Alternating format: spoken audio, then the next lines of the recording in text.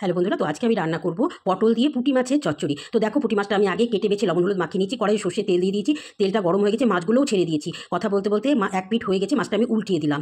তো দেখো, আমার মাছটা ভাজা হয়ে গেছে, এবার আমি তুলে নেব। তো তোমরা এইভাবে পুঁটি মাছ দিয়ে পটলের চচ্চড়ি বানিয়ে খাবে, গরম ভাত দিয়ে দুর্দান্ত লাগে খেতে। আর এদিকে দেখো, কড়াইয়ে মাছ ভাজা তেল রয়ে গেছে, তার মধ্যে জিরের ফোড়ন দিয়ে দিলাম পেঁয়াজ কুচানো, সেটা লাল করে ভেজে নেওয়ার পর আমি দিয়ে দিলাম পটল কুচানোটা।